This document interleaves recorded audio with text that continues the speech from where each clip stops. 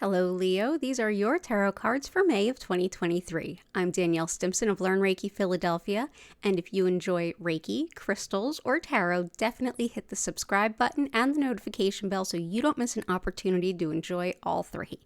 Let's go ahead and dive into your cards and see what the month has in store for you. Okay, so Leo, I definitely recommend that you see the videos for your sun, moon, and rising if you happen to know all three. It'll give you a more fleshed out version of what you can expect from this month, but this should actually be a pretty good primer. So the focus of this month is the Six of Swords. It looks really daunting and troubling, but what it actually means is that you're actually moving to a better place. It's like you're taking the swords or the things that are meaningful to you, the things that you've thought about and said, okay, these things are worth keeping, put them in a boat and said, okay, ferryman, drive me to where I want to go. So this is going in a direction you want to go, bringing what you want to bring with you. Yeah, you're feeling a little worse for the wear, but ultimately you are going to a better place. Because, yeah, there's definitely some choppy water right now. So how are you entering the month and coming in out of April? And that's the Star, and that is one of two major arcana cards that you have in this reading. Major arcana cards are things that we have less control over and are less mundane. This Star is actually a really beautiful card. It means hope is basically keep hope alive, hope springs eternal. You can see the maiden here dumping out water while also being able to fill water. It's just that usually the idea of this card is it may be dark out, and generally this is what it's kind of interpreted as. It may be dark out, but it's dark enough to see the stars, and those can guide you. They can be your guideposts along the way. The water and this sort of I can fill it up, I can pour it out, there's an ample abundance is exactly that. You'll have what you need along the way. The path may not be well lit, but it seems like the stars are guiding your journey. So this is a really good kind of vibe, like moving to better things, lots of hope and lots of good things coming in. So what is the challenge of this month? It is the Five of Wands, and Five of Wands is, the picture pretty much sums it up. There's basically a lot of energy lost in arguing and lost in tit for tat. So you say or do something, I smack you. Then you return that by smacking me. And then everybody's just hitting everyone. No real clear winner. So this is, as a challenge, the wisdom of this card is often, is it worth it for you to get into the fray and stand your ground? Or is it better for you to reserve your energy case by case? And often it's exactly that, case by case. What is worth your energy, what is not? This is a very argumentative, hot, fiery, quick moving, and usually pretty nasty feeling sort of thing. We'll get into a little bit more of what you can do with this, but from the looks of it, it's looking like you're better off not jumping in, and I'll get into that in a moment. The best path forward, here's kind of the answer. This is the Two of Swords. Now here we have a woman sitting there with the two swords. They're crossed, so they're not in a position of fighting or danger. They're kind of at a crossroads, like at more or less a physical crossroads, like literally, and she's blindfolded. And what this actually means is I don't want to see what's there. I don't want to have to make the decision. I'm just going to hold off on making the decision and really looking at the details and the facts of the matter so that I don't have to make a decision. Maybe things will just sort of pan out on their own. So what this is basically telling you is the best path forward is take off the blindfold and look at things for what they are.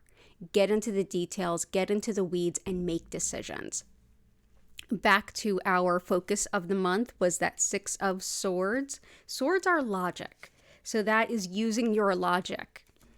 So by taking those two swords down, taking off your blindfold and just saying, okay, I need to see what I'm dealing with here and decide if either of these swords are worth my time and what to do with them. And basically start to make your decisions of what you want to bring with you into your future and what you want to leave behind. Because if you continue to not want to see things for what they are and kind of delay and maybe even procrastinate seeing what's there, the more you're going to be dealing with futile wastes of energy, futile arguments, futile fighting, futile all of these kinds of things. It's just wasted energy that's not getting you where you need to go. So the wisdom of the Two of Swords is there's something you're not seeing because you might not want to. There's a decision you might not want to make, but you probably already know the answer. So that's unfortunately the best path forward. So what else to do with this? Well, there's one more card in your 5-card reading, and that is another major arcana, and it's a really big one. It's the Wheel of Fortune. This is telling you that things are about to change in a big way, and it is much bigger than you.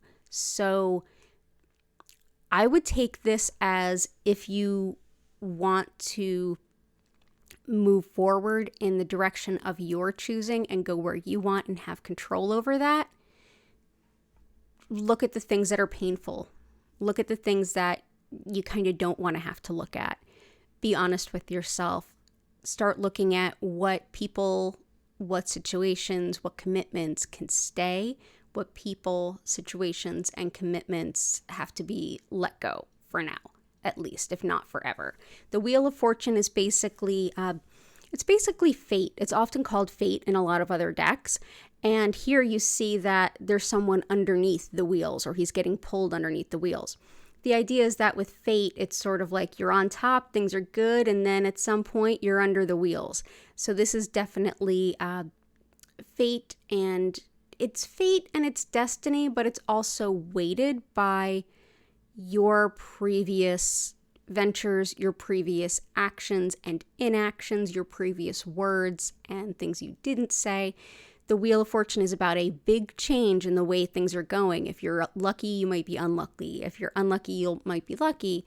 But it's also a matter of you're kind of cashing in on some karma too. Like, what have you been putting out? So I would say to be on the good side of this, spend that time, lean on whoever you can, the good people in your life, and go ahead and decide what is it you want to bring into a bold new future? How do you want to continue going? From that star card, I feel like, Leo, I feel like you know where you want to go. I feel like you have an idea where you want to end up. It's just some really difficult decision making between here and there. But with that, I think that you can do it. Just take it one thing at a time. This is a really beautiful reading. The star card is an amazing card to get.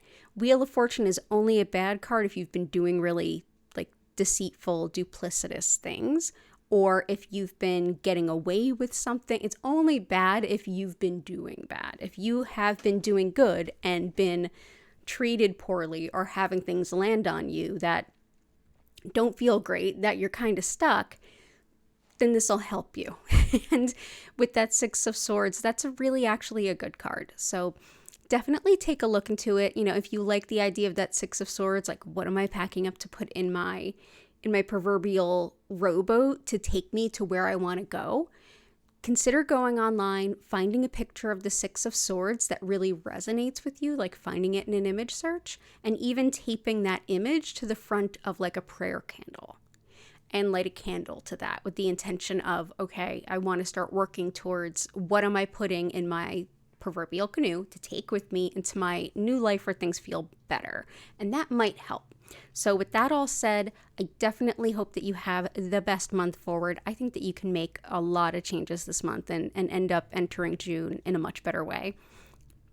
Definitely, if you need some Reiki along the way, consider subscribing and join me for my 5 times weekly healing live stream right here on YouTube, where we build a crystal grid to everyone's requests, and then I send Reiki to everyone. Definitely be something to pick up your mood in a pinch. And Thank you so much for being here. Hit the like button if this was helpful, and I hope to see you again in June, Leo. Bye for now.